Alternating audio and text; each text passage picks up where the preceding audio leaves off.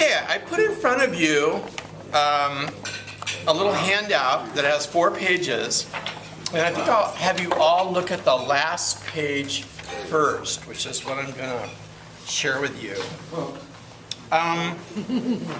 This is how to manage different generations, and this is a little dialogue amongst us about confessions of, I guess, our differences in background and the conversation about how we interact with our employees, or how do we build companies, and what are our responsibilities to get the most out of those employees when they're all from different generations.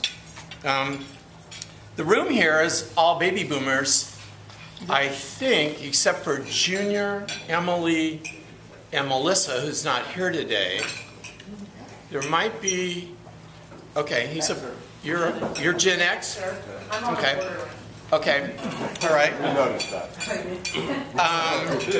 Boomers born from 1945 to 1964 like face-to-face or a call. They're loyal to the job. Print me a copy. Respect my title. Focus on process, and work comes first. I'm sure you can all. That's me to a T. Gen X from 1964 to 1980, email or IM, work to live, send me a copy, respect my ideas, focus on results, and family comes first. And the millennial or Gen Ys, born 1980 to 2000, getting ready for the next generation. Anyway, just text me, play then work, I'll Google it myself. Respect my skills, focus on involvement, friends come first, confident, open to change, and connected. So let me read along with you what I've written here. Managers are increasingly grappling with generational differences in their workforces. Problems can arise from differing mindsets and communication styles of workers born in different eras. The frictions arise from those problems may be aggravated by new technology and work patterns and mixed workers of different ages and ever-changing terms. You know, I was just talking to Kathleen about, I think, or she acknowledging my social media, which you all may be familiar with. And I was just telling Terry that I want to expand my Google Plus page and put him on my Google Plus page. So I want to make all of you my friends on my Google Plus page. I think you all know I have a Facebook page, and I'm very active in our CI or Chrysalis Insurance Agency Facebook page, and I have an Instagram page. I don't tweet, although I have a Twitter account, but I don't tweet. This all started, which may be true for all of you, because my sons wanted a Facebook page, and how many years ago is that? 10, probably years ago, 12 years ago. And I said, okay. And I thought, well, I better go find out what this is all about and keep an eye on them. And that's why I got a Facebook page. So their password belonged to me, and then I could see what was going on in their life. So, and that may be true for all of you, but it's a place to start. And we have these huge differences. Baby boomers are competitive and think workers should pay their dues in the workplace. Gen X's are more likely to be skeptical and independent-minded, and Gen Ys or millennials are like teamwork, feedback, and technology. The key is to be able to effectively address and take advantage of the differences in values and expectations of each generation. But experts say managers must be careful not to allow blanket stereotypes. Managers must also take care not to disadvantage older workers, even inadvertently, or risk retention problems and legal headaches. Anyway, here's some strategies how to mix and match generations. Number 1 is send your managers to class so they can learn to recognize generational differences and adapt.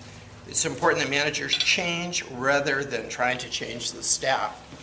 I'm going to go through some others here, but if you don't have employees, some of this won't relate to you, but it'll all relate to you because we all have children. I was telling Kathleen that over the last year, I got a dose of this at the Chrysalis Insurance Agency, and I think I've all shared with you. When I arrived there, Eric had 2 or 3 customer service reps, but they had only stayed for 6 to 10 months. And one of the problems with being a sole practitioner and trying to build a business is you've got no middle management, so you've got nobody to look after your employees, and what you're doing is selling all the time. You're trying to keep the cash flow coming in the front door, so you're really not watching your employee or training your employee, but you've got all the expectations, bar none, that they should give you what you need, but you forgot to communicate with them what they need or decide what communication level best served them or got the result that you needed. And I think that goes on with the generational differences. So anyway, here I am, a baby boomer, and I'm trying to hire millennials or Gen Ys, and it was very difficult. They were college graduates. They had a complete different level of communication. I've got a printer that's catching fire, trying to print stuff out and show it to them. They're going, between Eric and them, they're both going, "What do you print things for?" I'm chopping trees down left and right. So anyway, we went through 6 people, 6 different employees in the better part of 7 months, maybe 8 months. And finally, we opted back to Gen X, so that between Eric and I and what we are and who we are. But another little piece of information is, which again I was sharing with Kathleen, is that the nuances of our business is so different than my background. I come from a background of contracts and paper in the real estate industry, or commercial real estate industry. It had very little marketing online in the era I grew up in. It was all about printed materials. It was all about, you understood the contract so that when there were always 2 lawyers involved, and the better you could explain the particulars of that in printed form and go to verse and paragraph, the more successful you would be. Today's people, in Eric's business, we get 100 emails a day, and the phone only rings 3 times. I got a little segued and lost myself in where I was going. In my background, the phone rang 500 times a day, and we got a handful of emails. Today's world gets 500. I get 100 emails at Eric's office, and the phone rings only 3 times.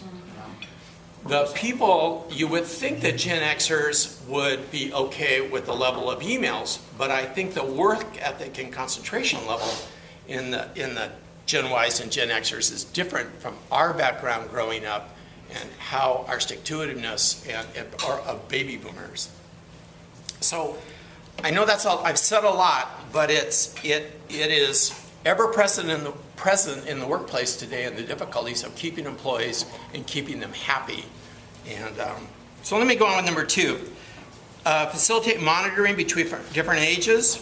Employees to encourage more cross-generational interaction. Younger employees should learn to seek the experience and wisdom offered by senior employees.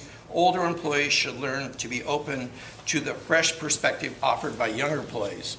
I know when I first started C. Thomas Ruppert and Associates Commercial Industrial Real Estate, I was 26 years old, and by about 30 or 31,